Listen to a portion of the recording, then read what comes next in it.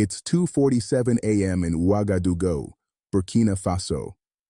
The phone rings in the presidential palace. President Ibrahim Traoré is still awake, reading intelligence reports at his desk. He's been expecting this call. When he picks up, the voice on the other end is panicked, barely coherent. Mr. President, French banks just froze our accounts. All of them. Every single account. Traoré closes his eyes for a moment. When? 20 minutes ago. SWIFT transfers stopped. International payments blocked. The IMF just announced suspension of all loan payments. Sir, this is... I know what this is, Traoré says calmly. Gather everyone in the situation room, now. He walks down the marble corridors of the presidential palace. Outside the windows, the lights of Ouagadougou sparkle peacefully. The city has no idea that in a few hours, everything will change. In the situation room, his advisors are already gathering. The finance minister arrives first, his tie loosened, jacket thrown over his shoulder. He's been on the phone with central banks across Europe. None of them will talk to him. Then comes Dr. Amina Konaté, the central bank president. She's carrying a thick folder of documents. Her hands are shaking slightly. The economy minister, Ousmane Sonko, bursts through the door last. Mr. President, we need to issue a statement immediately. People will wake up in 3 hours. When they try to access their money, they'll find out we're being economically strangled, Traoré finishes. Yes, I know. He turns on the large screen. International news channels are already running the story. Breaking: IMF suspends Burkina Faso. French banks halt all transfers to West Africa. Economic crisis looms in Burkina Faso. The finance minister collapses into a chair. This is catastrophic.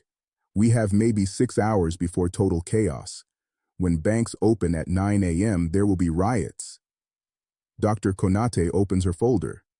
Our official reserves are $400 million, but 85% of that is held in accounts in Paris. We can't touch it now. We have maybe 60 million in immediately accessible funds. That's enough to run the government for maybe 2 weeks. What about our gold? Asks Traoré. Dr. Konaté hesitates. We have 78 tons of registered gold reserves, but it's sitting in vaults in Paris. Traoré completes the sentence with a bitter smile. Just like our money, just like everything. We're supposedly an independent nation, but France controls our wealth. Economy Minister Sonko leans forward, his voice urgent. Mr. President, you need to understand what you've done. For months, you've been talking about leaving the West African Economic Union. You've threatened to abandon the CFA franc. This is their response. This is economic warfare, and we cannot win. Traoré turns from the screen. His eyes are burning with an intensity that makes everyone in the room go silent. Economic warfare, he says quietly. Sonko, we've been in an economic war for 70 years. We just didn't realize it. He walks to the conference table and places his hands on it, leaning forward. Tell me something. How can we call ourselves an independent country when we can't even print our own money? When every banknote we want to use requires us to deposit dollars into the French treasury? When they can freeze our accounts with a single phone call? That's the system, Sonko says weakly. 14 African countries use the CFA franc. Mali, Niger, Senegal, all of them. And all of them remain perpetually poor. Traoré's voice rises. All of them remain dependent. All of them remain controlled. Do you know why? Because we're paying France to use our own money. We're paying them for the privilege of being economically colonized. The room falls silent. Everyone knows he's right. But knowing the problem and solving it are two very different things. Dr. Konaté takes a deep breath. Mr. President, I understand your frustration. We all do.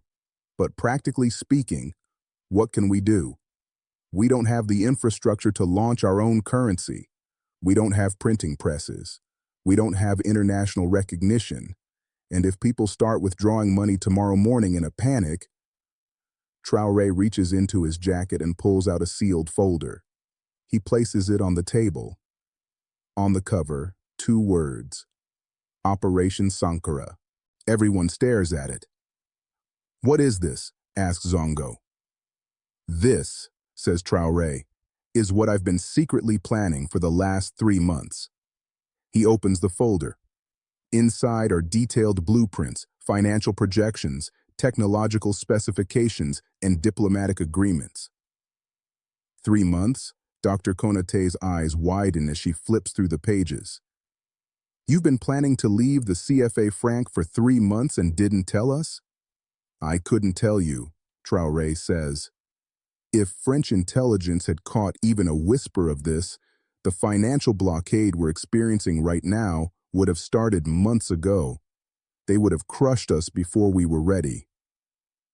He pulls out a document from the folder. Thomas Sankara tried to do this in 1987. He wanted financial independence. He wanted to break free from French control, and they killed him for it. The room goes quiet. Everyone knows the story.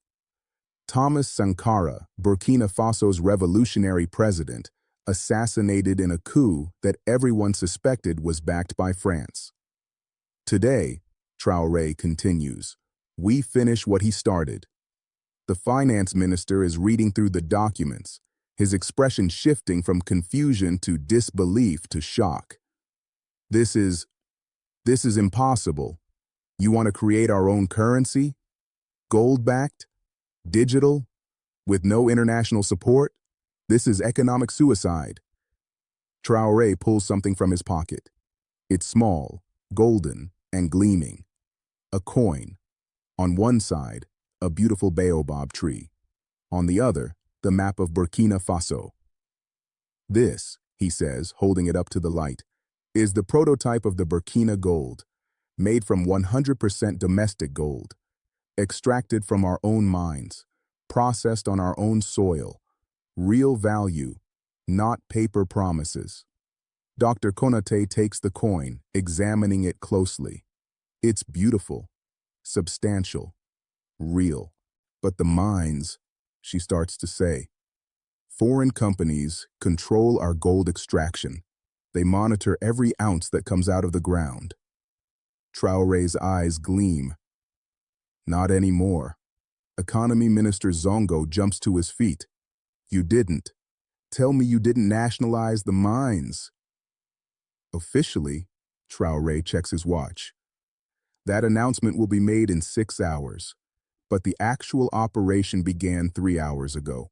Right now, as we speak, military units are taking control of every major mining operation in Burkina Faso. French executives, American managers, international observers, all being politely but firmly escorted to the airport. The room erupts in chaos. Everyone is talking at once. This is insane. They'll impose sanctions. The West will destroy us. We don't have the military capability to... Traoré slams his hand on the table.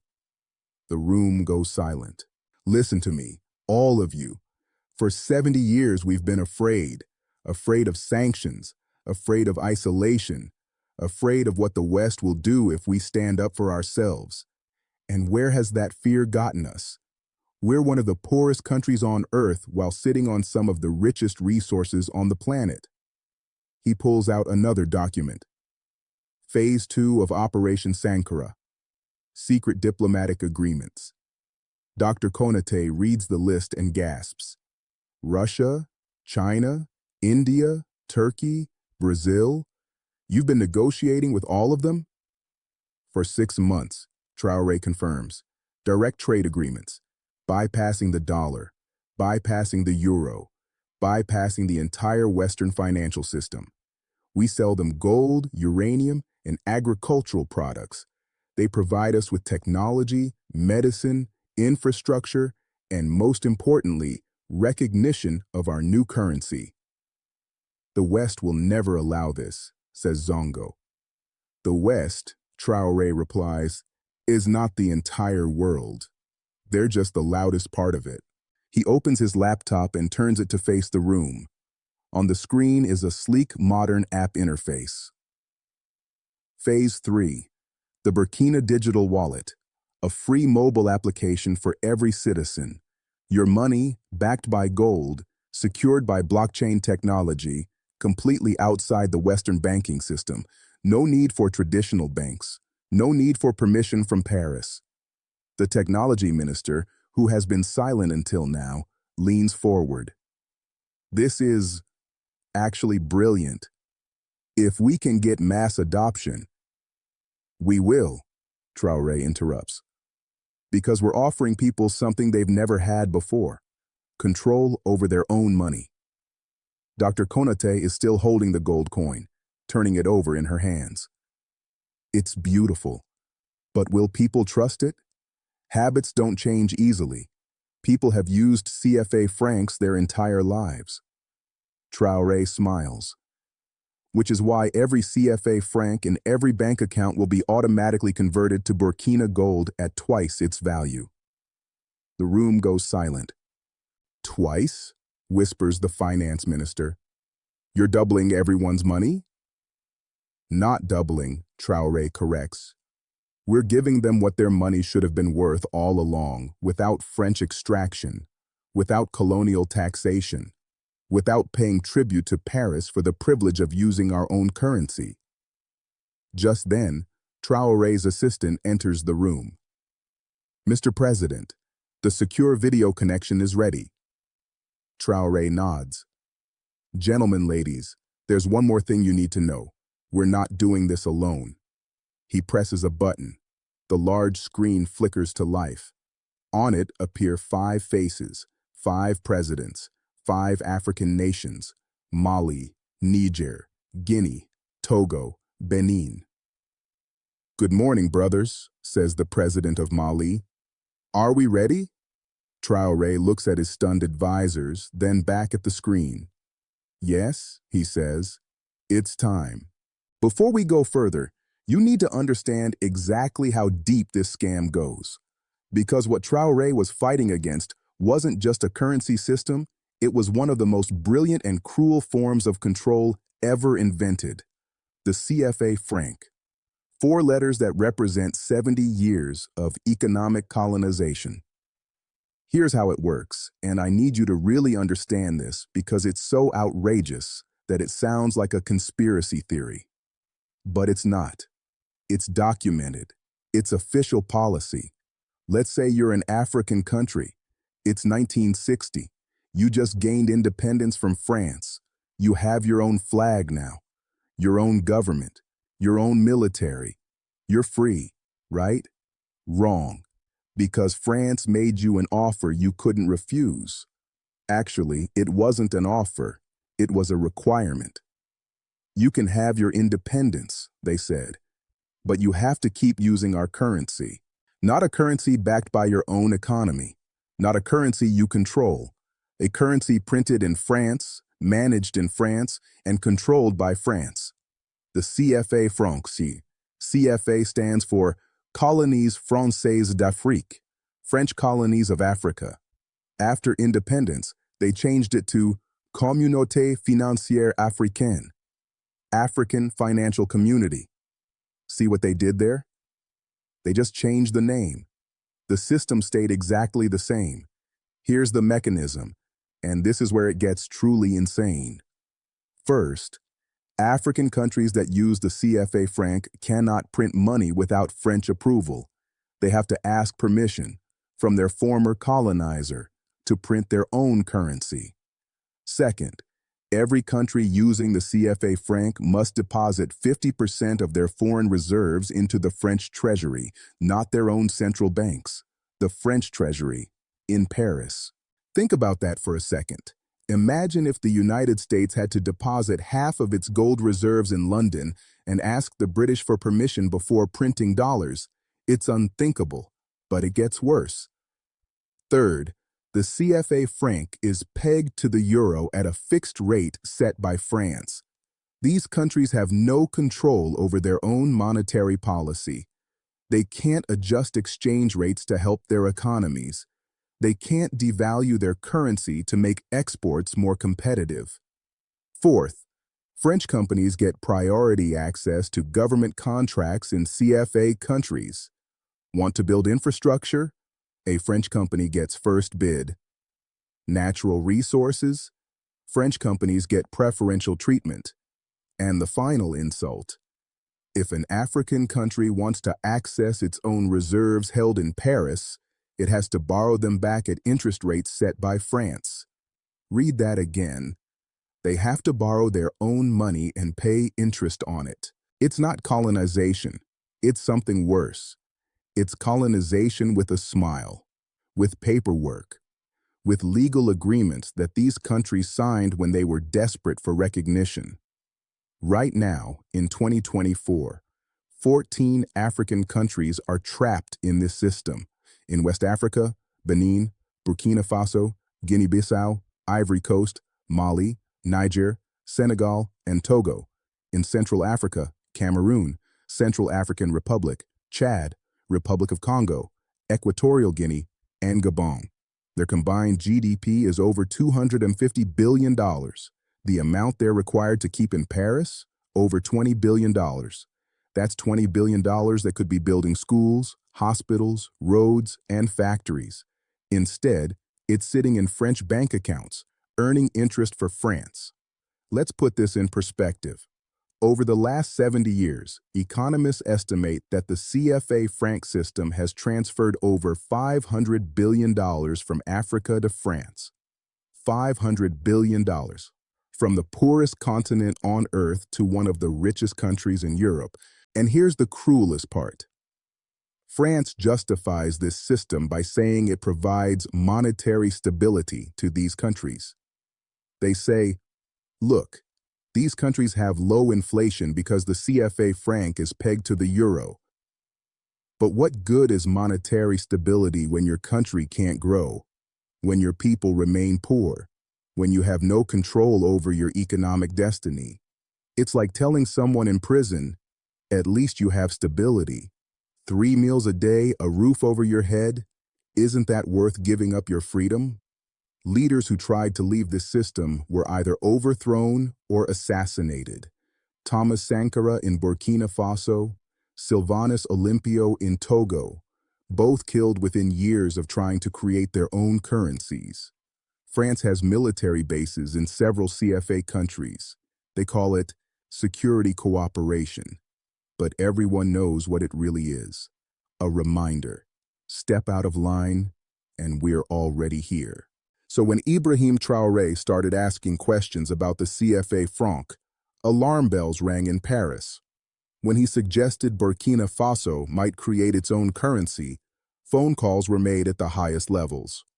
And when he continued pushing, despite warnings, France did what it always does. They froze the accounts. You want independence? Their actions said. Fine, let's see how independent you are when you have no money. What they didn't know was that Traoré had been planning for exactly this moment, not for weeks, not for months. For 3 months, in absolute secrecy, he had been building an alternative system, an escape route, a revolution, and he was about to execute it in the next 12 hours. 3 months before that midnight call, a secret meeting in a secure room in the presidential palace. Only 5 people are present: Traoré, his most trusted military commander, General Damiba, his chief economic advisor, his head of intelligence, and one more person, a young technology entrepreneur named Aminata Ouedraogo. Aminata is 32 years old, educated at MIT, worked for a major tech company in Silicon Valley, and returned to Burkina Faso 2 years ago with a mission: to bring blockchain technology to Africa. Traoré gets straight to the point. We have a problem. We're not a free country. We pretend to be, but we're not. Our money isn't our own. Our resources aren't our own. And if we try to change this, they'll destroy us economically. "So what's the solution?" asked General Damiba. Traoré smiles. "We don't ask permission. We don't negotiate. We just do it. Fast, coordinated, and irreversible." He spreads documents across the table. Operation Sankara, named after the only leader who had the courage to try this before. It has 4 phases. Each one has to work perfectly, or the entire plan collapses. Phase 1. Secure the gold. "Our official reserves are in Paris," Traoré begins. "We can't get them back without their permission, and they'll never give permission. So forget about that gold. It's gone. We need new gold." He points to a map of Burkina Faso covered with small red dots. "These are our gold mines, currently operated by French companies, American companies, Canadian companies. They extract our gold, process it abroad, and pay us a tiny fraction of its value in royalties." General Damiba nods. "I know where this is going. For the next 3 months," Traoré continues, "we quietly increase domestic gold production. We give these foreign companies whatever permits they want. We make them feel comfortable. Meanwhile, our own state mining company starts operating in sites they don't know about. Small operations, remote locations, all off the books." The economic advisor interrupts. "That's illegal under international mining agreements." "Only if someone finds out," Traoré replies, "and we're very good at keeping secrets." He pulls out another document. "In 3 months, we'll have stockpiled approximately 15 tons of gold, hidden, secured, enough to back our new currency in the critical first weeks." "And then," asks General Damiba. "And then, in a single night, we nationalize every mine, every single one. We compensate the companies at fair market value, payable over 30 years. By the time they file their lawsuits, we'll already be operating under a new economic system." Phase 2. Build the alliance. "We can't do this alone," Traoré says, switching to another document. "If Burkina Faso tries to leave the CFA franc by itself, France will isolate us, sanction us, and watch us collapse. But if multiple countries leave simultaneously," he smiles, "then it's not a rebellion, it's a movement." The intelligence chief leans forward. "Which countries?" "The ones who are most angry. Mali just had a coup. The new military government hates France. Niger is furious about uranium contracts. Guinea, Togo, Benin, all of them have reasons to want out. I've been having private conversations with their leaders. Very private. Nothing in writing, just talks." "What are you offering them?" asks the economic advisor. "A system that actually works for us. A currency backed by real assets. A digital infrastructure they can adopt immediately. And most importantly, solidarity. We do this together, or not at all." Phase 3. Secure international recognition.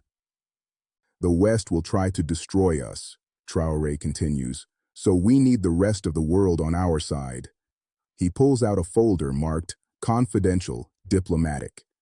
Inside are draft agreements with Russia, China, India, Brazil, Turkey, South Africa, and Iran. "For the past 6 months, I've been quietly negotiating with these countries. Direct trade agreements.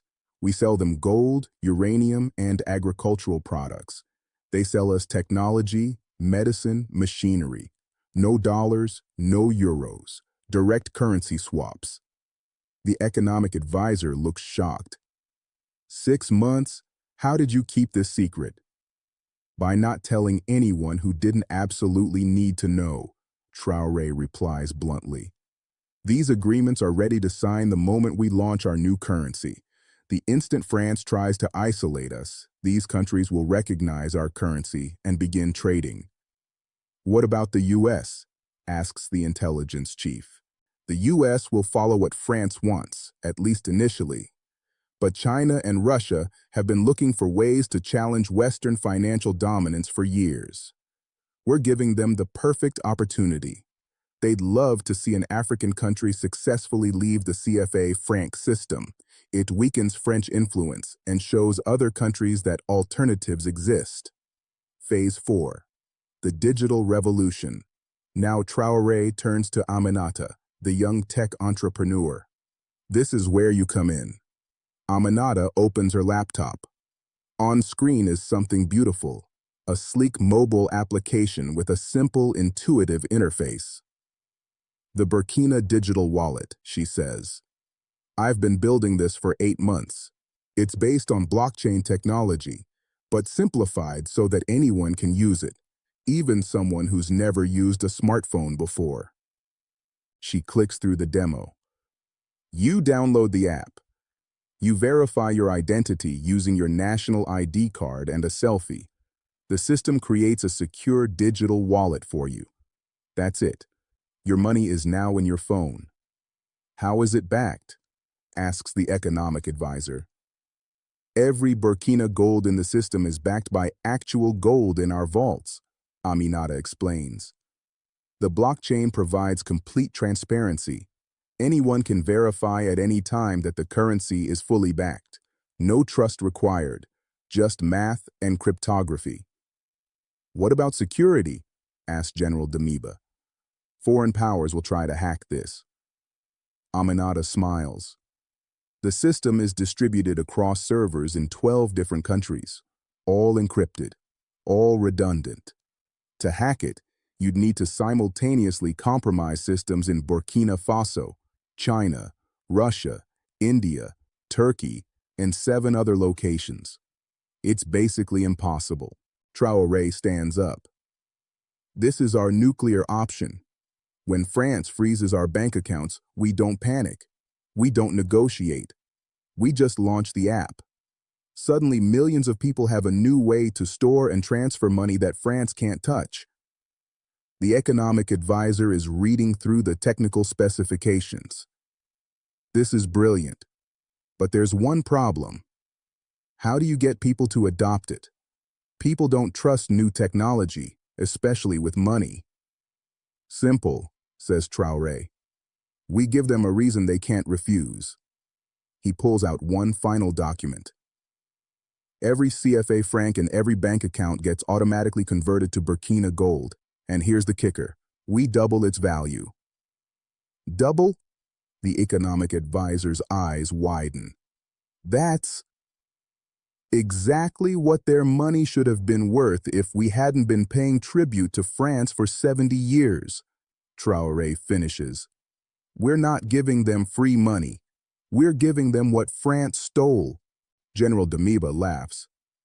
People will download that app faster than anything in history. Exactly, says Traoré. And once they do, once they see that it works, once they realize their money is actually safe and worth more, there's no going back.